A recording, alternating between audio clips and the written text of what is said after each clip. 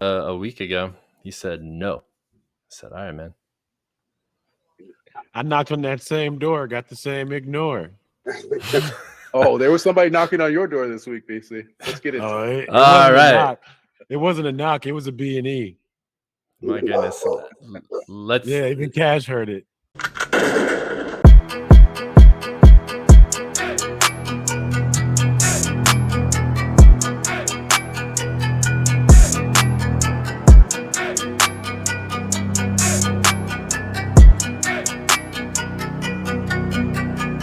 All right, week 4 of the fantasy football season is a wrap. This is the Any Given Sunday podcast. I'm Rebel Scum here with the pod squad to recap the action for week 4.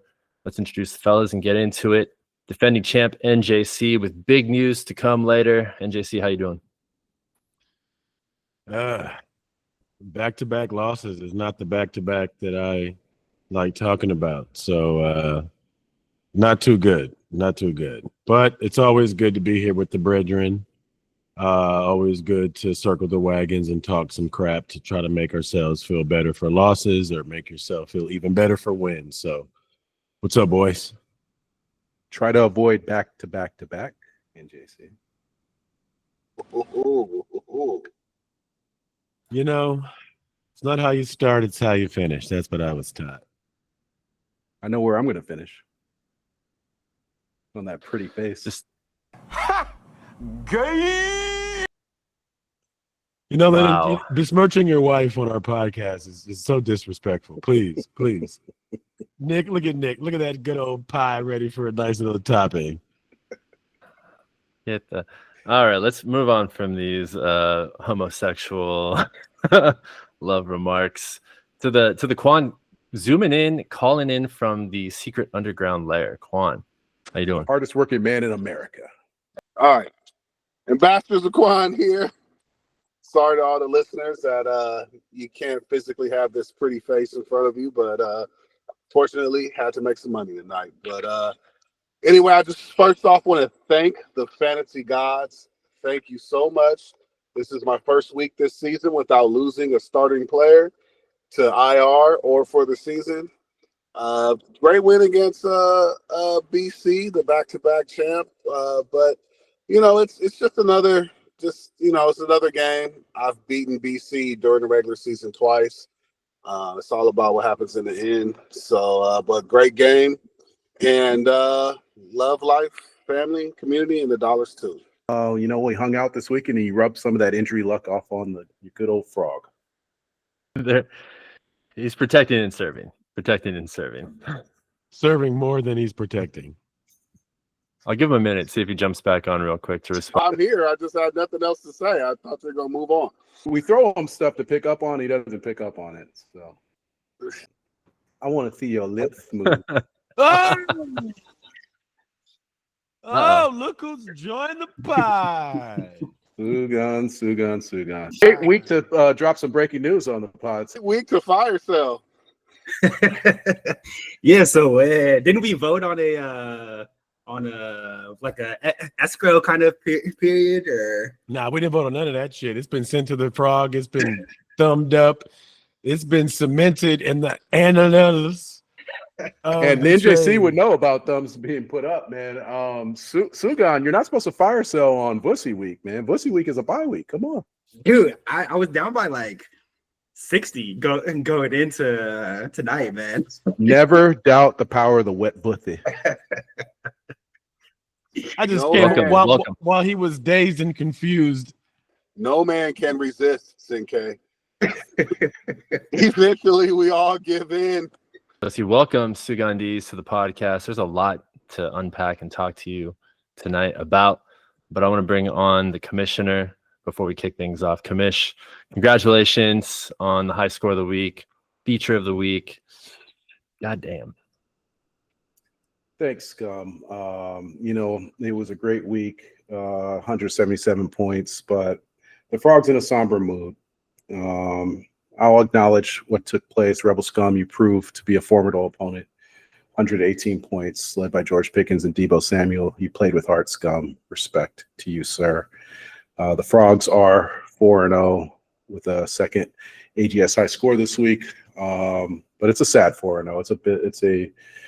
It's a Eeyore Quan like 4-0. I hung out with the Quan and he rubbed his dirty injury luck on me. And I need to pause and reflect on a brother that we lost for the season. This isn't just about points or stats. It's about a journey, a story of triumph and pain, a story that hits deep in the Frog's soul. From the beginning, he was special. Back at Obi Camo High School in Lafayette, Louisiana, he lit the Bayou up with 60 catches, 1,200 yards, and 21 touchdowns in his junior year. But even then, life wasn't easy. Senior year, he transferred to Southside High, tried to make moves for his future, only to be shut down by the rules of the game. Denied the chance to play because of a technicality. His senior season gone. No games, but he stayed in the trenches, mentoring, leading, holding his team down while watching from the sidelines. That is strength. That is heart. At LSU, he broke records. 3,000 career receiving yards. I like the shirt, Sugan. Most receptions in school history, back-to-back 1,000-yard seasons. He didn't just play, he dominated. Through 3 seasons, 38 games, 189 receptions, 21 touchdowns. He carried the weight of his dreams on his shoulders and ran with it every snap. But even greatness comes with pain. He lost his teammate, his close friend, Kyron Lacey. A loss that cut deeper than any injury. The kind of hurt that makes the nights longer and the heart heavier. Kyron's death was a shadow that still lingers, grief, regret, and weight that no man should have to carry alone. And through it all, this brother still pushed, still fought, expressed the pain, the what-ifs, the heartbreak of leaving LSU without Kyron by his side for the draft. That kind of sorrow is real, raw, and unshakable. Then after making his mark in the NFL, breaking rookie records, being named to the Pro Bowl, finally finding his groove, finally getting his quarterback of the future after running routes for 6 different QBs, his season gets cut short. Like Ricky running away from the Bloods in a Lamert Park alley, 2 quarters shared before a torn ACL. The news broken to the Frogs as he walked into SoFi Stadium with hopes high for the day. The news delivered by the evil Quan himself. But here's the truth. Unlike those ambassadors of Quan who toss a man aside at the first sight of injury, Joe Burrow, the Frogs, we aren't about that life. We hold a spot, a place, a promise for our brother to rise back up in 2026. Like the late, great Nipsey Hussle said, the marathon continues. It's not a sprint. The Frogs are building something that lasts, something sustainable. When you fall, you get back up. It's about that determination, that hustle, that grind to keep going no matter what. Life ain't about how fast you run. It's about how long you keep pushing.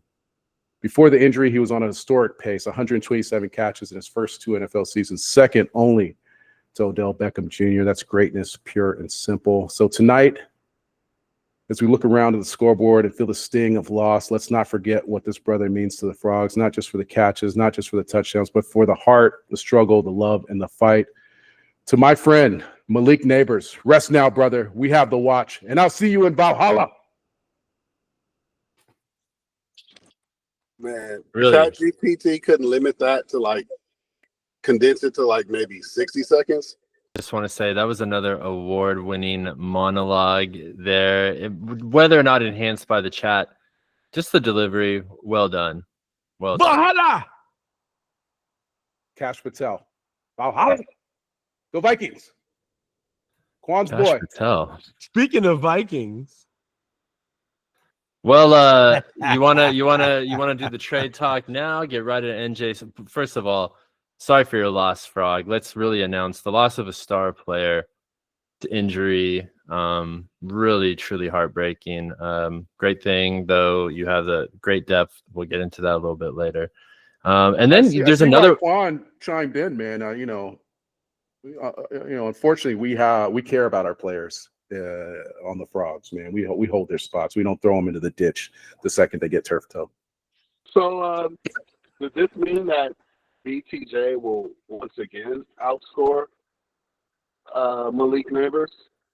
You can never make it into your starting lineup. You can't. You're going in and out. We can't hear you. And we all know that's the only in and out he'll be doing tonight. Well, he did a little in and out over the weekend. We don't. Ha ha ha. El Paris in and out. Do NJC's top 3 if you got them ready. Let's do that. Let's rock with that. We have a request, NJC. We would like this to be a little less biased. Sugan, did you listen to the episode? NJC, it's the top 3 about me.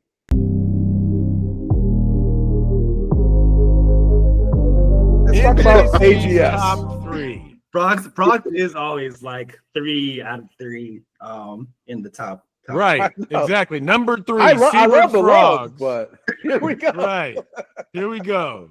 I'm going to take you out. Number 3, Cebert Frogs cementing a solid 4-0 start to his scintillating season with a high score of 177 points. You know, I don't even want to say it. That's why I butchered it. You know, you come in, it's a, you know, none of this has to do with NJC.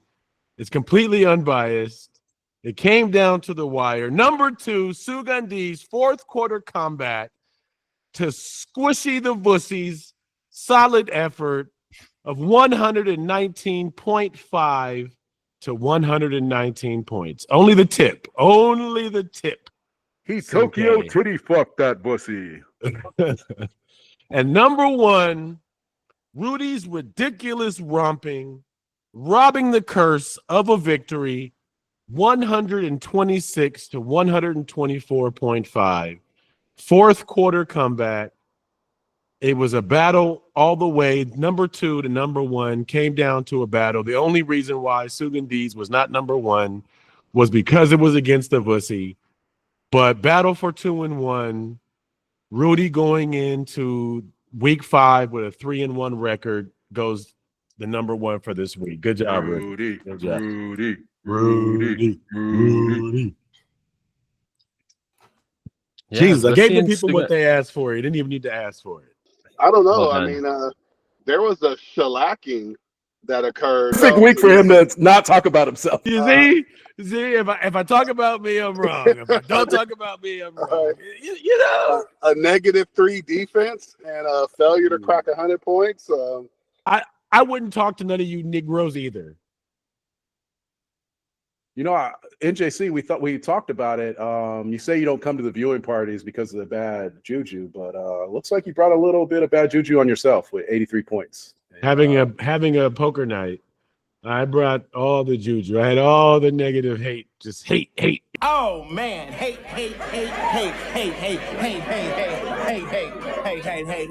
In the room, chocolate drop to my left, Lucifer the lip to my right, loquacious hosting, linen man. across from me. I was surrounded by the hate. We left some remnants in your house. Thank you for hosting AGS first viewing party, poker night, Thursday night football. The Mediterranean food was delicious. It was good to catch. Man, it's been too long. We got to do it more often. It was good seeing everybody. Dude, we have to. I get a back text from the lovely Mrs. Cooper offering a pot of beans. How can I turn that down? So there will be more.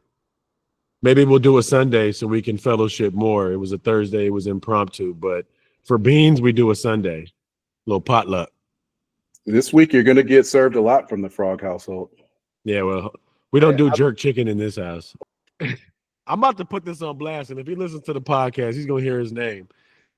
You know, I appreciate everybody for attending the AGS poker TNF nights. It's good to fellowship with my brethren, iron sharpening iron, jokes, reminiscing, talks about saving room for chips. It's always good to think about 20 years of friendship and poker history. You know, so I try to step it up because our good friend Lennon Cooper, Cebert Frogs, has wonderful spreads. We have Lewis the Lip with Gator. We have gumbo. We have so many things. I want to step it up a little bit. We get the Mediterranean. We have some snacks. We have some alcohol. You're not giving proper. You got to put some respect on the host's name. I know you never make it out to Rialto, BC, but the spread in Rialto is fire. He's here on the pod. I will say I apologize. I like how Scum said, "Hey, NJC, you're welcome to come to Rialto." I heard no. Oh no, I'm coming. I'm coming out to Rialto. Don't play. I'll be there. All right. You have it. Anyways, So I try to have a nice spread, you know, a nice medley of little snacks, alcohol. We have a nice table going, and we have a nice rule that if it's a decent sized pot, there's a rake for the house, you know? No ask for tips, just give the house a little rake. Nobody has any issues, except for one person. The one person who brings nothing to the house, not a crumble of chronic, not a drop of drink, not a tip for the house. He wins a pot. I reach over to grab a dollar chip, as I do with anyone else with a decent sized pot. And like no one else, I get, it's all my money in the pot. Just take 50 cents.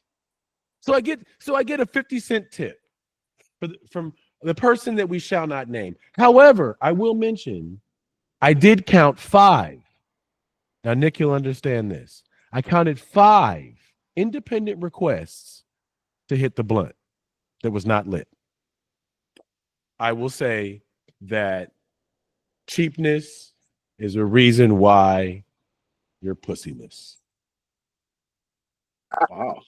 Wow. I have a question. I have a was there. question. I have no idea who he's talking I about. know I think exactly I what think you're I might. talking about. I think I might. Do I know this person? Of 'Cause- course. You've experienced him before out of town. You've That is experienced, incredible, man. No, yeah, that same person. wow, Yes. that was like a decade ago, man.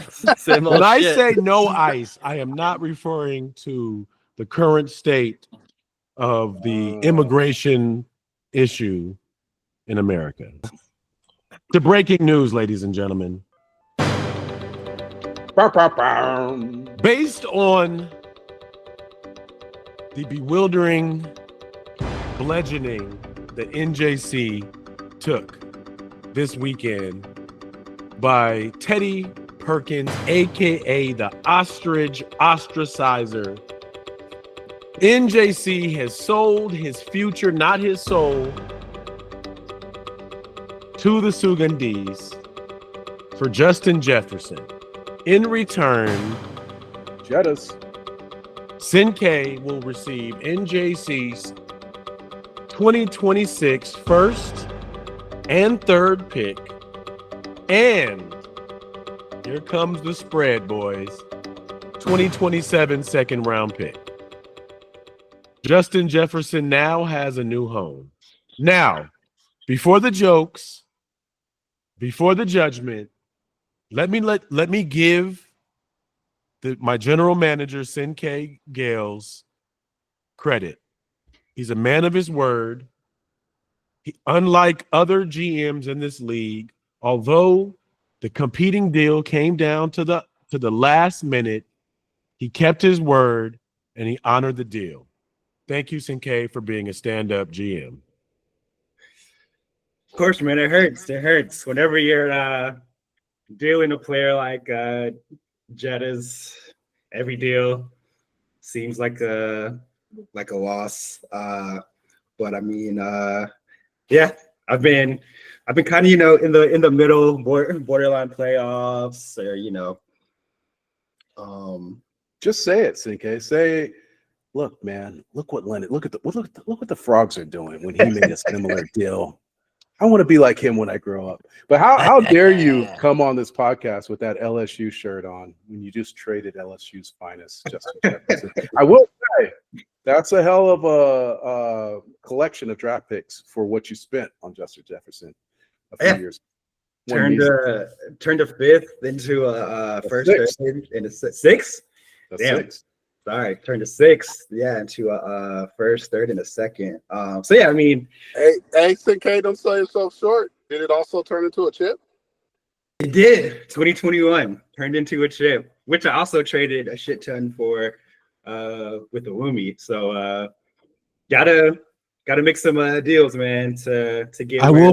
I will point out, Sin-K, that T. Higgins put up 4.5 points tonight. You can find down the waiver wire any Wednesday morning. Yeah, Those 4.5 points should have been in his starting lineup, but we'll get to that later.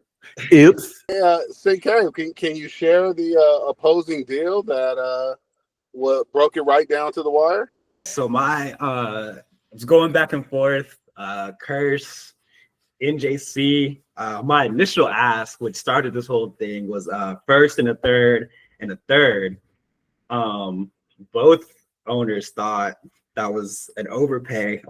So over the course of like a day or two, just we're talking, and then forget how I got it to first, third, and second, but I would go to NJC, he would be like, cool. Then I would go to Curse, he would be like, cool. Then I would go back to NJC, and I'd be like, and then back to Curse. And then, it must be nice to have two bad bitches trying to fuck. And then, well, honestly, the hang up was I was trying to get a player, preferably a rookie deal, a player on a rookie deal back.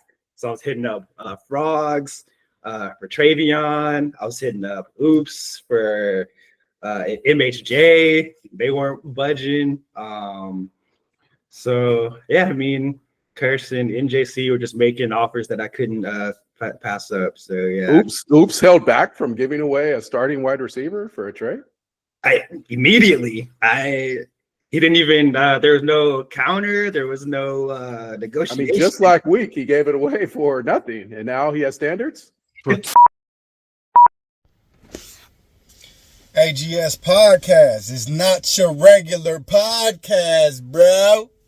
I say oops upside your head. I say oops upside your head. And if you ain't watching the podcast, man, off yourself, bro. Because we got the best fantasy football podcast going, bro. These old cheesy fools out here on the internet, bro. I don't even know what to say, man. That's enough about them and more about us. And the oops upside your head. I say oops upside your head. I'm just excited about my season. Hey, good game, Joe. Man, you put up a great fight. And looking forward to seeing you later in the season, you know? And in this week, man. Pimping. Man. So, yeah, man. Looking forward to seeing E in week 5, man. You got a great team, and let's see who has a better week, bro. I just want to shout out everybody on the podcast, man, that we trying this new thing out, man, and emotionally, bro, like right now, I'm kind of cool because it's Tuesday, but every day closer to Thursday, man, I start anticipating and getting a little uncomfortable and questioning my management. And, you know, hey, that's how that trade deal came about, because I was uncomfortable. I was doubting my team. I didn't have any patience with them. And I'm looking around and everybody got running backs but me. And, you know, I'm looking for like who could possibly support, you know, oops babies toward the latter part of the season. So I thought Tootin, you know, I got a trade request I didn't like for Sutton. And I switched it around, did it, whatever, man. You know, I'm going into this third season, learning a lot. And, you know, what doesn't kill me only going to make the babies stronger, man. You know, so it's whatever. Man, shout out to all y'all, man. AGS. Newton, who's been dropped like 12% on most leagues. I will say that instead of wearing that LSU shirt, you should have been wearing a lucky Notre Dame Fighting Irish shirt because of that 20-point outing that your boy had this weekend. Because had he put up a dud, that deal would not have been so sweet, buddy. Thank Ireland. What led up to that, Cinque? What is it about Justin Jefferson that he's no longer the apple of your eye? I mean, he will always be the apple of my eye. That's why it was tough to let him go. I didn't just give him up for, you know, chump change. But no, I mean, when your team sucks, you know, it's like, why am I holding on to this good player when there's a lot of holes that need filling. And I got news for you. That means you're gay. It's going to take a lot more. He's got some holes in you. You're not the first person to go to NJC to fill those holes. Hey, you know what though? I think that's indicative. There is not one person in this league who will say I have done business with them and they feel shaded. Now, what we traded may have soured after the trade. At the time of the trade, there is nobody who will say that NJC is not a man of solid deals or character. Well, I have a question on the other end, and I feel like this may have something to do with the reason that Jefferson was available at all. Is what NJC or Sugan? What are your thoughts about the quarterback situation in Minnesota? Okay. Yeah, I mean, he's been pretty quarterback proof. Put up 20 with Carson Wentz. He went through like a Nick Mullins year and like a bunch of backups. So I mean, I think he's quarterback proof. But it would make me feel a lot better had he had a more solid and stable guy. JJ McCarthy, I don't know about him. Carson Wentz is there. I mean, he put up 20 with Wentz. So I mean, I feel like there's just going to be ups and downs.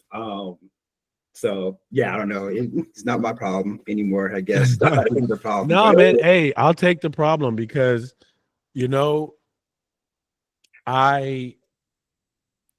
it's like another one. I'm not going to call them trash, right? But it's just for sake of metaphor. One man's trash, another man's treasure, right? So I have inconsistency at a position that, is very hard to fill from a top 5 level, right? Like the only way in this league to hit an elite receiver essentially is to make a blockbuster deal or to get lucky with a rookie contract, right? So the only way I got Saquon was after an injury, and the only time to get Justin Jefferson or for let's just say Jamar Chase is in a year like this, because any other time the answer is going to be no, or I've already given up everything, but you got to give up even more. So it is what it is. So you got a lot of draft picks. That's great. What do you think the odds are of finding another Justin Jefferson level talent?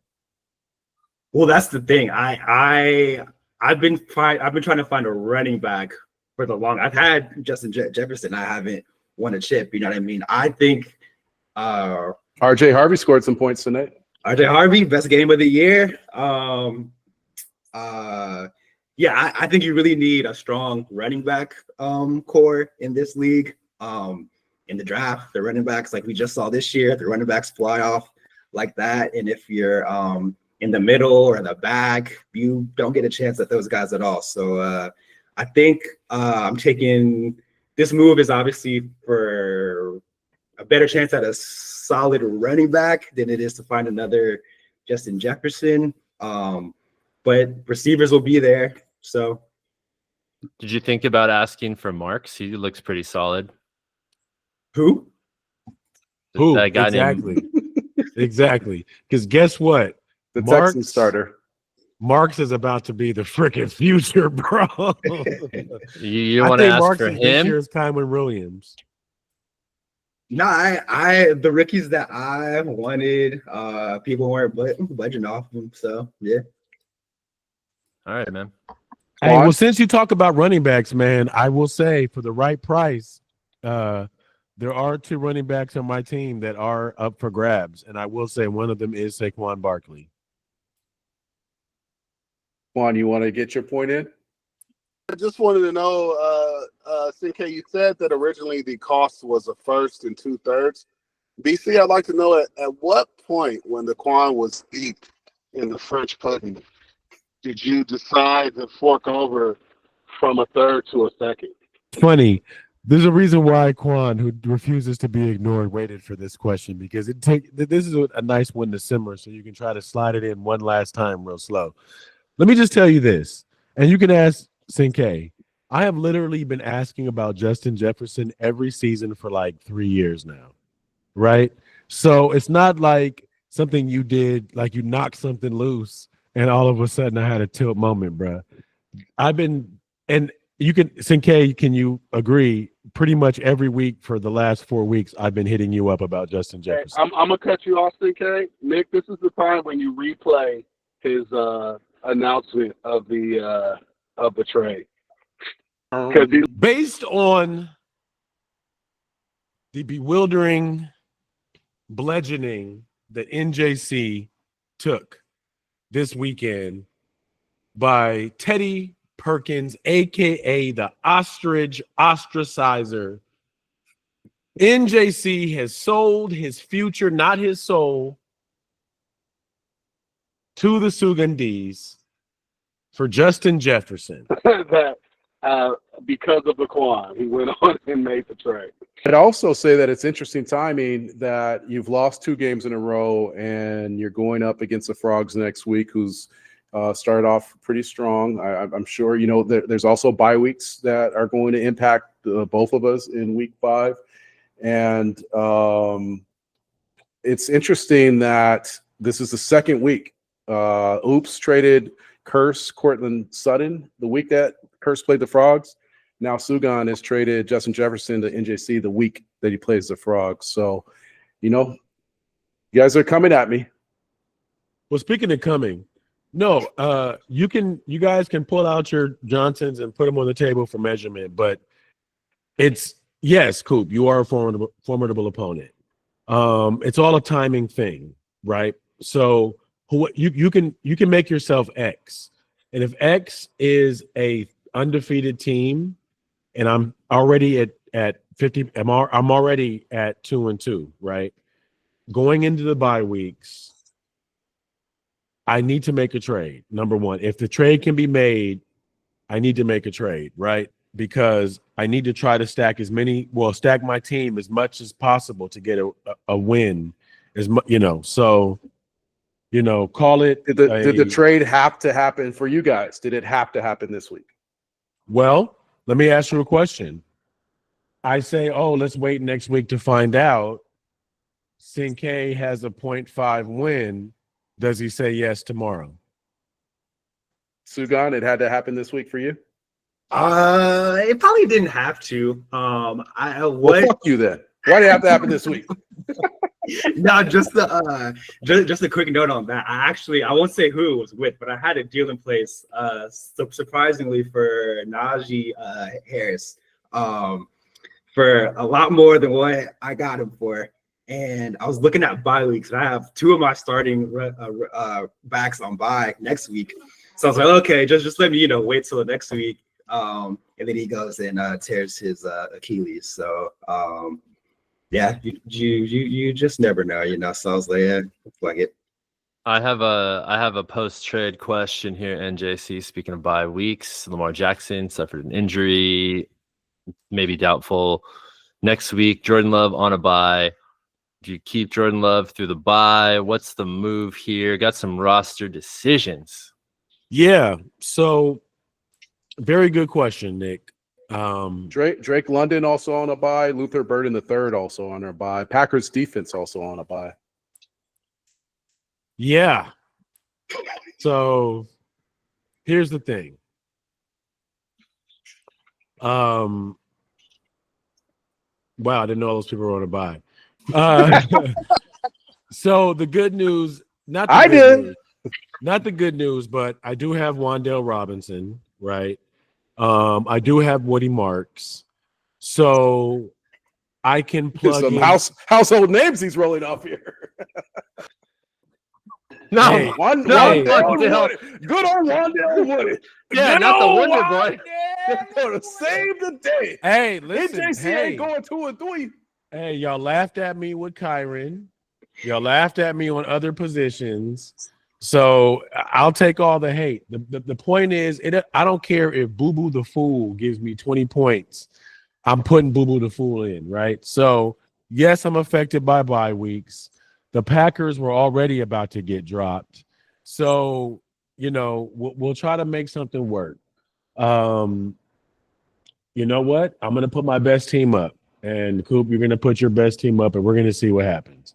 The great news is that we have 12 more weeks. No, 13 more weeks. It's 18, right? Yeah, I can tell you what happens. It doesn't matter. Best Right. team, worst team. Who gives a shit? 177 points. See, I'll give you your props. Every year, you're always making trades, blockbuster ones, to keep yourself in it. So that's good. I'm looking forward. Looking forward to hopefully seeing you in the playoffs. Thank you, Lou. I mean, And no, sorry. So really quick, you and I always talk about our philosophies at some point in every season where you draft, you assign contracts and they bubble and marinate together versus me being gung ho, willing to trade the future for the present. And here we are again at that same crossroads. So, the great news now is we have technology, we have a pod, so we'll put a stamp in this and see what happens at the end of the season. It's two different styles that are standing true. You're in it every year, so as long as you have picks, you got a chance. I think that won out the this better week. statement is as long as I have keepers, I have a chance. Go ahead. No, I was just going to say the one style that won out this week was ostrich style. It wasn't even one finger, bro. He gave me the two, maybe even the 5 new pie. Put that ostrich foot right in there, all the way to the ankle, elbow deep. To the ankle, sideways. Jesus Christ. Yo, speaking of, let's not to dominate, but I'm gonna throw it up and be quiet, man. Speaking of injuries, it's been a rough weekend of injuries. Tyreek Hill tonight. We have neighbors. We saw Miles Sanders go out a little bit. We've got some pretty interesting injuries for the weekend. So, what do you guys think? Jackson. We all saw Lamar Jackson walk off on his own. I think they gave him a reason to quit the game. He quit the game, and they said, he said, "Ow, my hamstring," and walked off. So does he have to play that off for at least 1 week, or does he immediately come back and just be accused of being a quitter? You know what? I'm gonna submit a quarterback waiver wire pick. So how about that? All right, that's spicy. Before we jump off of this matchup, Sing K, you were looking at 1-3 with that 60-point deficit. You end up 2-2. By no means were you out of the race, but you decided you were out of the race. You're like, it's 4 weeks in, I'm fucking cooked. That's it, huh? Yeah, And butterfly effect. Bo Nix, 34 points, man. He had a good showing. What the fuck, man? Yeah, I like I said, I truly didn't think I was gonna win this one. Next week, Ricky Pearsall's banged up on a short week, probably not playing. Jalen Warren, Swift on buys. I do hope you lose next week. I really do. I was staring at 1-4 in the face. So might have jumped the gun just a little bit, but I'll take it. JJ I'd like to a new home, boys. For this game, I'd like to shout out Tokyo Titty Boy. His first round pick, Ashton Genty, arrived this week, 150 yards, 3 touchdowns. I know he's been waiting for that. He's right there, man. He's right there, close to victory every week. It's not low scoring output, so he'll get one soon. He's got a challenger in a Womith for last place. Sugan has now sold his soul, so he's gonna be right there in the battle for last place. Yeah, Vussy can put up some wet points there. He's got a squad. Quan, I know you're on kind of the clock. You're hitting us up from the underground bunker. Let's take a look at your game here. Another solid win. While you and Frogs enjoyed the stomping, the head-butting of Rams Nation in the Rams house. How you feeling this week? 4-0 as well. The only other undefeated team in the league. He gets off the mute button. I'm going to give him a shout out. Drake May, top 5 quarterback in AGS, 27 points this week. That kind of speaks to the replaceability of the quarterback position. Are you listening, Womith? NJC is going to, he's looking for one right now.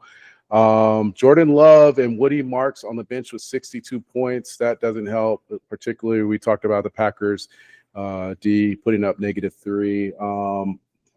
NJC, next time you're at Quan's house, man, I expect you to give Jasmine a nice hug because you guys both have something in common now.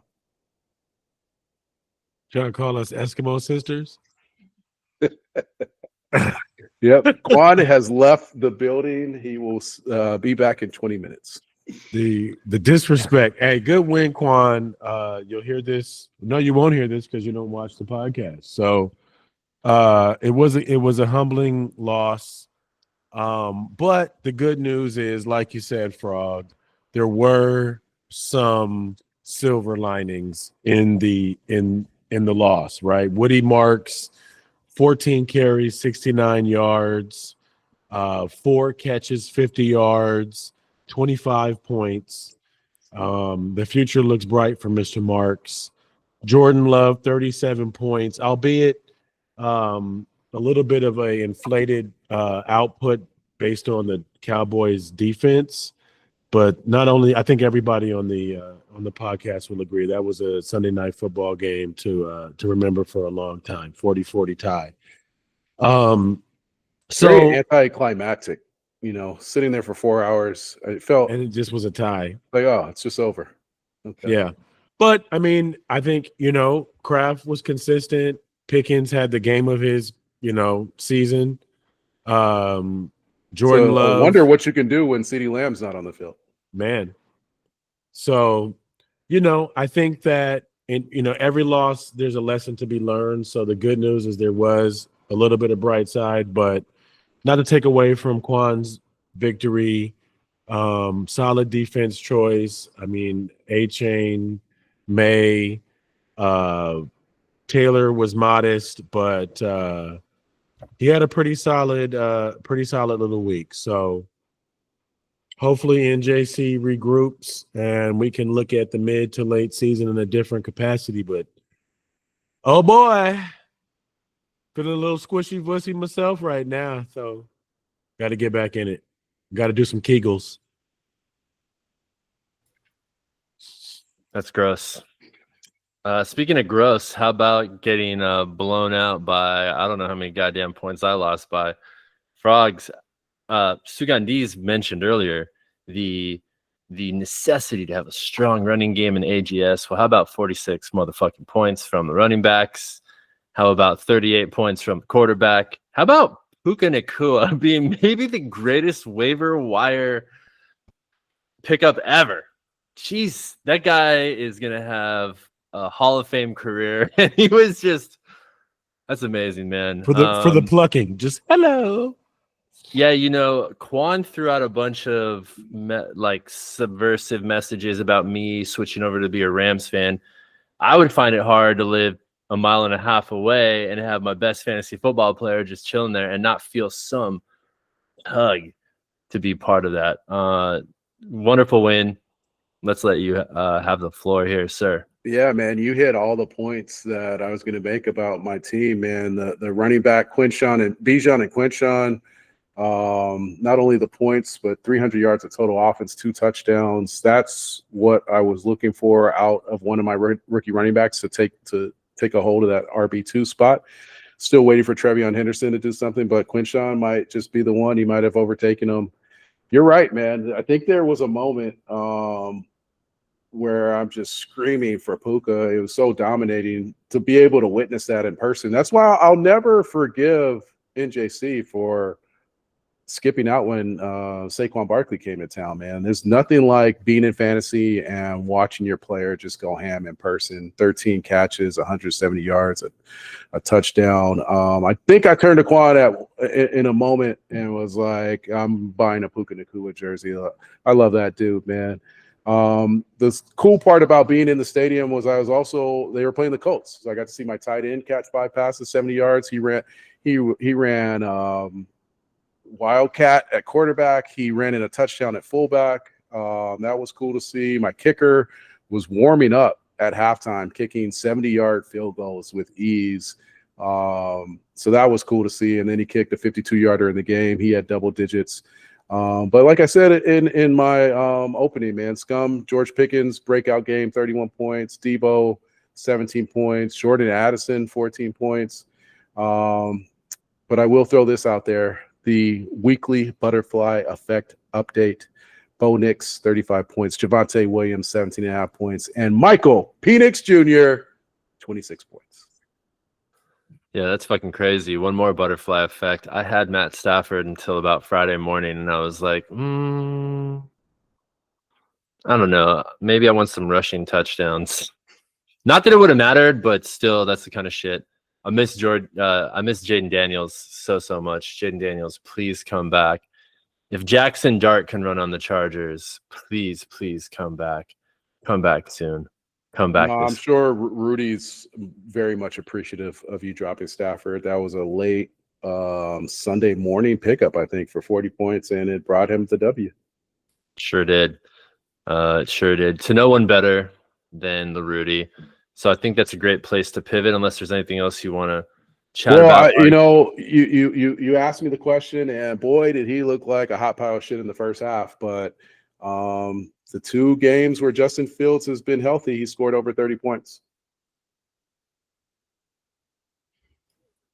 Yeah, man. I wonder if, well, it doesn't matter. That's real football. Who cares? Wonderful job with your win. And JC, it'll be an interesting matchup next week. Love it when the pod squad goes head to head. Rudy had a big win tonight. You mentioned Matt Stafford, those 40 points. He needed all 40 of those points for sure to get the W. And, Curse at 500, still a threat. But Bucky Irving looks like he got hurt. And, before he got hurt, man, 165 yards and including a 72-yard touchdown. Yeah. How bad was the injury? I didn't see that one. Efforting. Oh, well, it's helpful. It's undisclosed. All right. On the Curses side, man, the 2 Joshes, Josh Allen, Josh Jacobs combined for 60 points. So they came through. Yeah. Well, let's talk about Oops, actually. Second highest point output for the week in AGS. Oops has himself a nice little squad. And even Owumath, 0-4, no slouch. 115 points is still a great performance. But Marion Hampton coming out parties for some AFC West running backs this weekend. That guy blasted. Christian McCaffrey blasted as well. And the other rookie, Igbuka. Really, Frogs, Oops, you guys have some first early round draft steals, rookie steals here that must make owners, if we really look back on this draft and we think about the picks we made in these first 2 rounds, really should just make us shake our heads. Like, what kind of little tiny nuts do we have to not make these picks earlier? Anyways, I digress. Well done, Oops babies. And I'll also point out Quentin Johnson, 20 points. Lions defense, I think that was a waiver wire pickup this week, 25 points. Marvin Harrison Jr., man, it was tough to see. He made more drops in the game, but finally got that touchdown, looked a little emotional. Hopefully got the monkey off his back. Thank you for not giving him Justin Jefferson, Sinkay. Hey, I don't know, just to go back to that, I was trying so hard to not trade him to you or Curse, like everything about power. But wait, stop right there. What is, like, in your eyes, what does trying so hard mean? Does it mean not telling anybody else that you wanted to trade this guy? You wouldn't have traded for him. You wouldn't have traded for him. Be real. What do you mean? How do you know? I don't look at 1 in 3, even 1 in 3. I don't look at it as like I got a fucking fire sale right now. I'm not saying I look at it. Even if would you have given up those assets? First, that's what did it. Like I was part a little bit of the conversation. I think it was Henderson and some picks, and I was perfectly willing to give up Henderson even on the contract. But yeah. I value those picks, man, and I value, hopefully Sinkay makes super wise decisions with those picks. I believe in my ability to turn those picks into something. So to give up, not only that would be next year, that would have been this year's first that I spent on Henderson, next year's first, and other picks. That was too much for me to give up. And it goes down to philosophy. So like Sinkay went to the guys that have a proven track record of giving up those assets for players. And I think he was, other teams haven't had that track record. That's not to say, maybe run it by everybody to see what you can get. But to Sinkay's point, Nick, would you have given up those assets?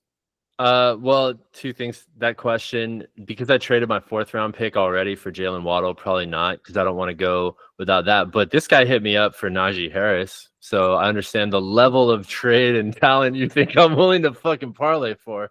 That's crazy. That's crazy, man. And then wait, my sorry. bad. No, No, my bad. There was somebody else. I think it was another trade. Somebody offered me somebody in a trade and then immediately threw them to the trash. Even I think it was Hawkinson. Pretty sure it was TJ Hawkinson. His curse.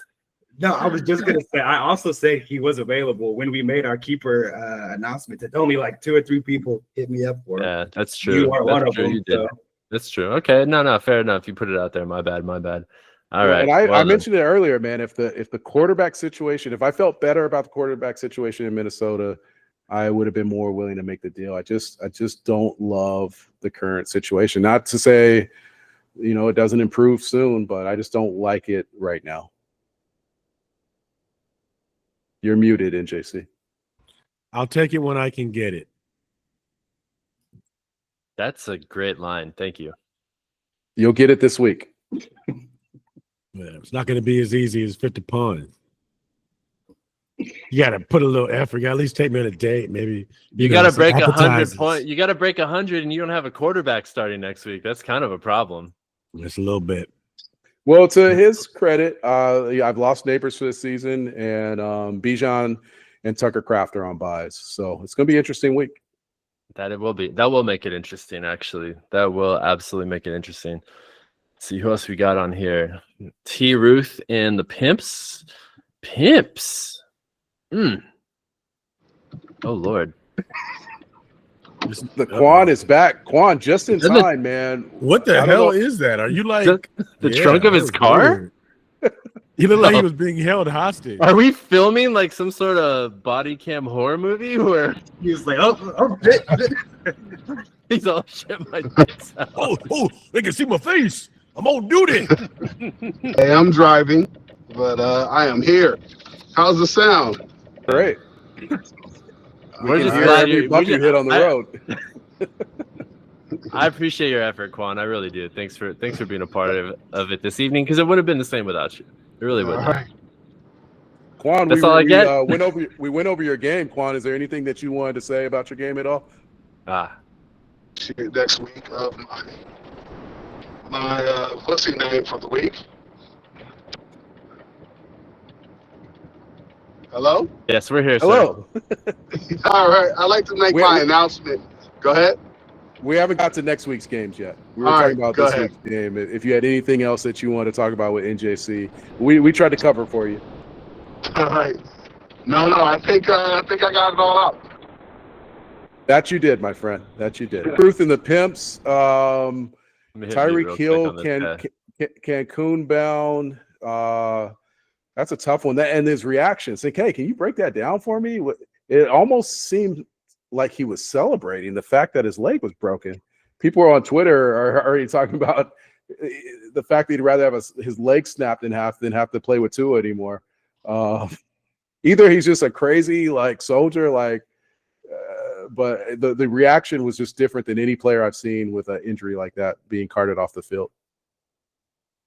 Yeah, I don't know what was going on there. I think he was laughing at just like the wildness and freakiness of the injury. Like, what are you supposed to do when that happens when your leg is that way? Might have been in shock too, He might have been just in complete shock, and like Sinkay said, this fucking life is crazy. At least he's got $1 million and 1 million children, so he'll be all right. I was gonna say maybe he has an injury child support clause. Like if he gets a season-ending injury, it pays his child support for the year. He literally mouthed yes. I'm like, oh, that's interesting. Anyways, T. Ruth breakout game by Romeo Doubs. I thought I was watching Spaceballs during that movie, man. Every time I saw Romeo Doubs running around with that big ass helmet, but it caught Jordan Love's attention, man. 3 touchdowns and 27 points. I know it's for safety, man. I know it is, but it's absurd. It's like Jack in the Box is on the field catching balls. To be honest, I think everybody should wear it because it would be so much more fun. Did you see the rugby guys in the Steelers Vikings games, just laughing at all the guys wearing pads. They play in shorts and a t-shirt, and they punch each other. He said, they don't even have advanced CTE, these pussies. That's Well, funny, that's really. exactly what I want you to wear this week, NJC. Shorts and a t-shirt, man, with a little hole in the back for me, please. Easy access. Oh, my son might watch this. I want all that French fur. I'm gonna make a coat out of it. All right, now y'all, hey, you and Lou been real cocky lately. All right. That sounds like a little bit of the voodoo coming in there. That's what that sounds like. That sounds like a little bit of American Horror Story trying to be pushed out on the pod. What's going on, man? I know not what you speak of. And why are you fucking eating a crunchy snack while we're recording? That's like you've never done this before. And Jamaican vitamins. We got Lewis hitting potholes, NJC eating expired French baguettes. Hey, I'm on tilt. Lewis did some damage. I gotta heal. Sugan wearing the shirt of the player he just got rid of. He said, "No, fuck hey, you know what? Justin Jefferson." It's my last night wearing my Justin Jefferson t-shirt. My Justin Jefferson P Day. I miss you what's already. What's the pod's reaction to the trade? We haven't heard anything. Who am I to judge? It would be hard to part with a guy like Justin Jefferson, especially. I just think it was too early. I think it was too early to pull the trigger in the season. I thought you had a chance. You still have a chance, NK. That is fair. I feel extra bad for Kirsch. Not that it means anything, because I literally told him I was going to hang on to him for a couple more weeks too. Sugan, can you explain? I have the privilege of being commissioner, and when deals are agreed to, the message comes into my inbox, and we shake on it. And I got this strange text message earlier in the early afternoon today. Curse and Sugan have agreed to a deal. And then Sugan replies immediately, "Whoa, not quite." What was that about, Sugan? Yeah, we were. I'll send out deals, and when the other GM says deal, I'm not really like that. Isn't my okay, that's the offer, done deal. I'm just trying to see where your head's at. So did you not reply to him right away, and he just assumed that was deal done? That's exactly what that was. Well, he was eager, so eager. Yeah. Yeah. So yeah, I wasn't all in on that one yet. Still trying to fish for some other things, but yeah. I'm sorry, it was early, 10:28 a.m. The Curse and Sugadese have agreed to trade Justin Jefferson for a 2026. Should I get into the details here? Yes, I want to know. For a 2026 first and a 2027 second. Yeah, because all right, so my 1029, so in case never texted this fast. Whoa. And then Curse says, "Please hold, Kamish." And I never got another text message. Wow. Breaking news on the pod. Hey, it's good to know that, I'm not the only person who was willing to give up the goods. So I don't feel so bad. Yeah, man. I was looking back at that Lamar trade. NJC's first reaction was, "I'm not paying more than what the Lamar trade was." And so I was just trying to work. Willing and dealing. I got honey bottomed. I think Quan broke it down the best, man. It's your philosophy. It's a big moment to make a big move. And that's what you need to do, man. I don't know, philosophy or not, is there a certain point where you get off that hamster wheel, or are you just constantly on the trading assets wheel, or is there ever a time where you stop and build through the draft? So I'll ask a question. How many times has a GM or a former champion been on a three-peat run to tie the league in most championships? Oh, well, good luck. So Justin, what'd you score? 83. Justin Jefferson, he might help you get closer to 95. there you go. Hopefully that's enough. And hopefully every inch counts. And Sugan, of course, I agree with you. I mean, I did something very similar. I mean, you just mentioned it, the Lamar trade. It's very reminiscent of that trade. And Malik hurts because that was a big piece of the trade, but Tyler Warren balled out and is balling out. And if you make the right choices with those picks, man, it could change your franchise.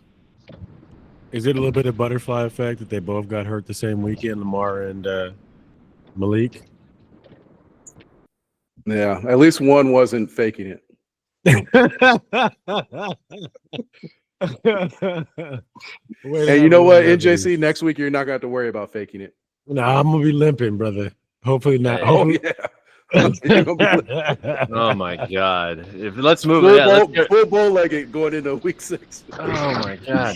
Hey, it feels like a good chat. I gotta hop off. Thank you. Good doing business with you, CNK. Great doing Sugandis, business we'll with see you. you. We'll see you in week 5. Sugandis, bring your worst team, please. Please. Nick, all right, before I hop off, what are your? Because I guess I'll wait until we hear it on the pod on Thursday. But what are your thoughts going in to the matchup? Into our matchup, I need to win this game desperately. I need to win this game. I get the Titty Boy the week after. He's a tough matchup too, but still, I like the shot I have in the next couple of weeks ago. At least get 500 before I have to face the Quan. But you've always done me dirty, and you always find a way. You've got it's your New Orleans heritage coming out. It's the fucking Bayou voodoo magic coming out that always gets me. So, Yeah, whatever, you got man. me in 2021 with that damn voodoo Bayou magic. The voodoo Bayou magic. But I'm looking forward to it, man. I'm looking. I hope Jaden Daniels comes back. That's it. The guy's been out a couple of weeks, and I miss him You can so sit much. this one out. He's good. Please don't. Please don't. Please don't. All right, y'all. Anyways, thanks for joining us. We appreciate you, All right, man. man. Always, Have a good night. See you. Yeah, the Quan skis got the Titty Boy next week. Quan, are you still with us? I muted you. I can unmute you. Okay. There you go. I'm here. Got the Vussy next week, and I will be announcing my Vussy name of the week is This Vussy's for Sale. Ooh, this is for sale. I like that. Is that an original? That is original. It is not a name of the 50 names that we had. It came to mind when I found out that Vussy, tried to, behind the league's back, sell his team for an ungodly amount of price, and then followed by his lack of participation in communicating with anybody, the thread, and something else to mention too that Lennon has not, our commish has kept from us, which I didn't know, was that twice Vussy has had illegal lineups, illegal rosters, and the commissioner has been forced to drop players for him. I did not know that. That is a huge fantasy no-no. A lot of breaking news breaking on this podcast tonight. It is true. It's happened twice this season. There's a complete lack of, I'd say, respect and obviously communication between Vussy and the commissioner's office, Vussy and the league. You guys have seen it. I put it out there on the AGS chat. You have an illegal roster, and I try to give people a sufficient amount of time. I try to give Vussy a sufficient amount of time to make those changes. But when it gets too close to game time, the commissioner is forced to act. I would say the most recent one, what was it? He had the Chiefs' Xavier Worthy cleared for the week. So he had Worthy in the IR spot. Worthy is on a contract, so that's a difficult player to drop. So I just went and retroactively dropped the last transaction he added, which was Jerry Jeudy. But that's not how this league operates, man. It shouldn't be. The commissioner should not be forced to have to make these moves for the team. I don't care what your excuse is for being slow to make the change. And, this Vussy's for sale, consider Vussy being sold for $0, in my opinion. If the attitude and the action of the franchise doesn't change, I don't see Vussy coming back next season. So I don't think that's breaking news, really. If you don't want to participate, if you don't want to communicate, if you don't want to show up, you don't want to host, you don't want to come to viewing parties, you don't want to come to the draft, there's people dying to get into this league that really want to participate. And, Vussy, if you want to talk to me offline about what that means for you, what that means for your future, I'm at this point, I don't consider you coming back to the league next year unless something drastic changes. Wow, the hammer of justice from the commissioner's office is heavy, and it has come down swiftly. It's unfortunate, man. He jumped on with so much energy and enthusiasm.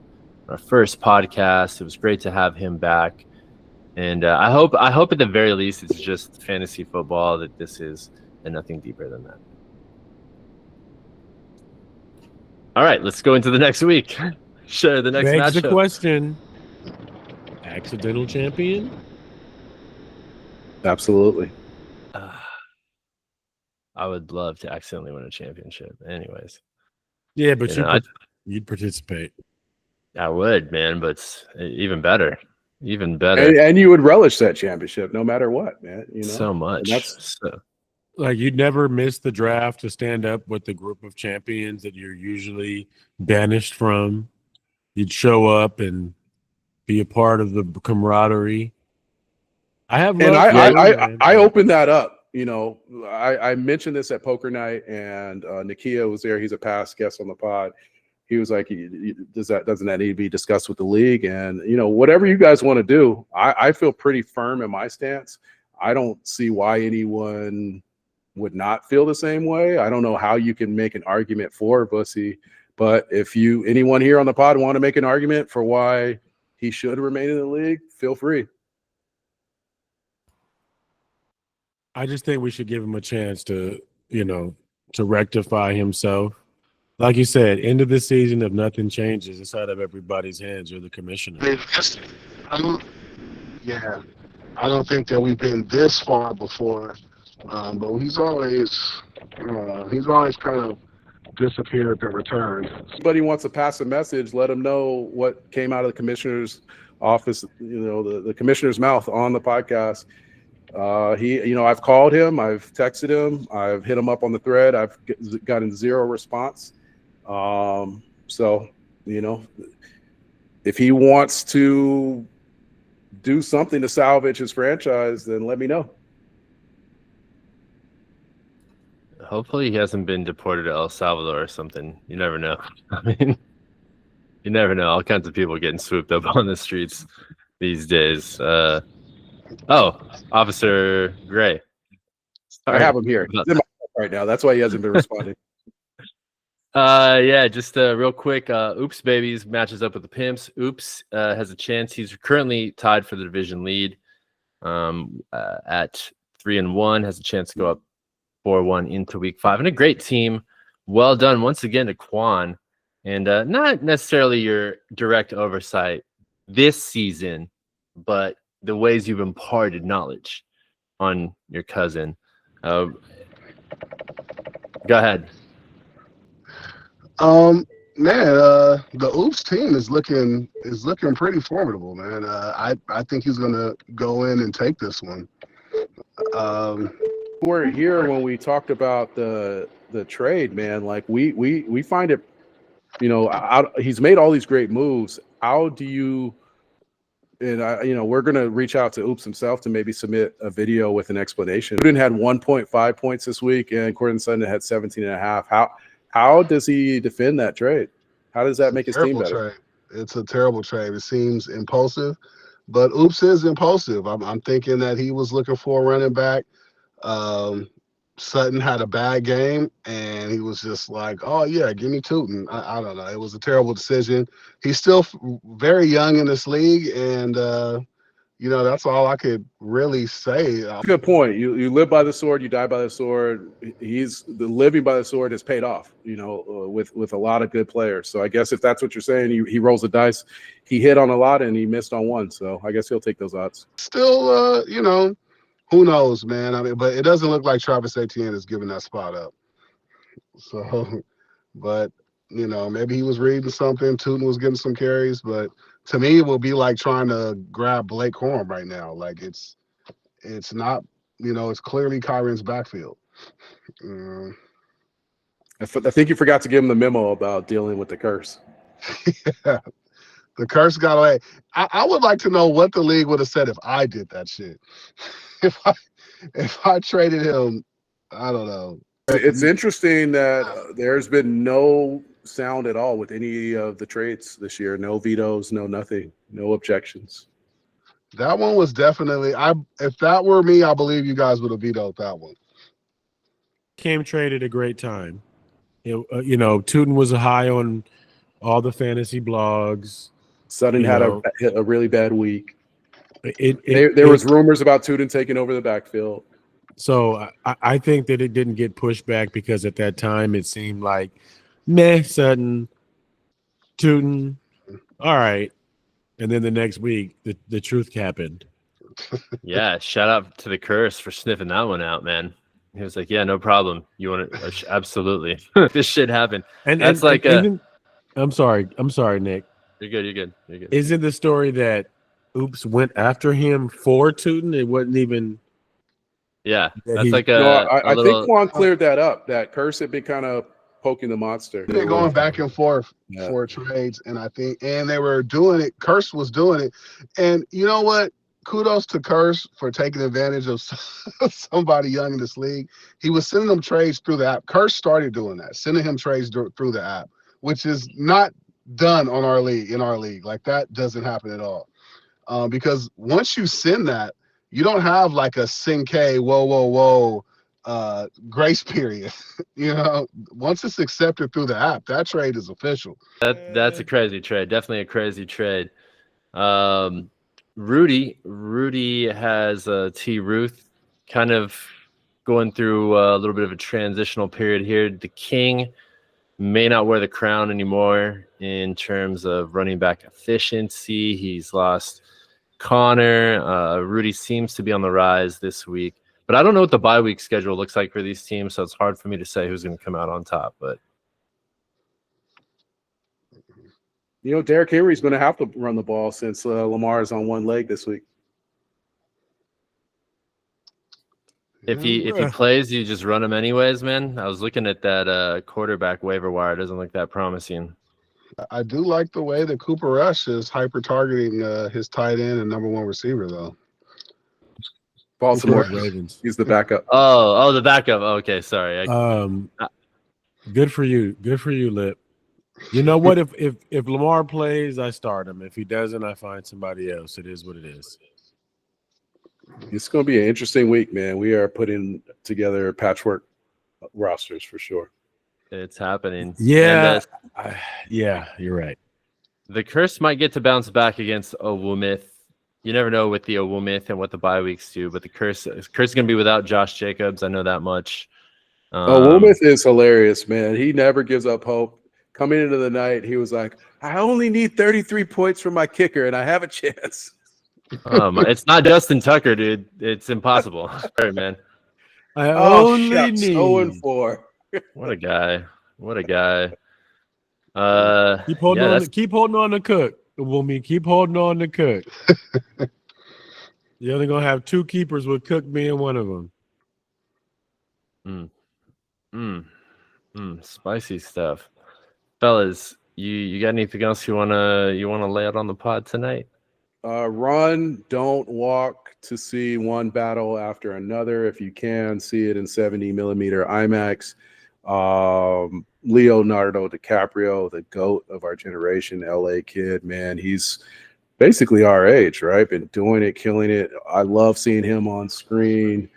Hell of a cast, man. Sean Penn, a lot of black leading ladies in the film. what's the other dude, man? The Latin actor, Benicio del Toro. Love him, man. It was just an incredibly well-written film. Paul Thomas Anderson, one of the great directors. I think he's another LA guy from the Valley. It's one of his best films, man. He kills it. Long run, like 2 hours, 45 minutes, but it doesn't feel like it. You'll laugh. You'll be on the edge of your seat. It's energetic. There's literally scenes that remind me of AGS in it. There's one-liners that could be fantasy football names. Awesome movie, man. There's a scene, and Quan will appreciate this. Literally, you're watching it and you're like, oh, this is one of those like all-timer, like that's a dope ass scene that he filmed, like a legendary that'll go down, that'll be taught like in film classes. So if you get a chance, go check it out. Sold, man. Sounds good, man. Sold. I've been wanting to see it since it dropped. I also appreciate Leonardo DiCaprio. He's like Denzel, or I don't know. For me, I don't know, Brad Pitt or somebody like that, where 99% of those movies are going to be hot. They're going to be great movies. They don't take bullshit roles, but it's dope to see the masters at work, man. Just to see them. You don't know how many more times you get to see it, and just to watch it and appreciate it. I love it, man. That's dope. There it is, one battle after another. And our battles continuing to week 5. It's Any Given Sunday podcast. We're wrapping week 4 with the Pod Squad. I'm Rebel Scum. Gentlemen, thank you for jumping on this week once again. See you next week. Right, all right. Let's do this, NJC. Let's go.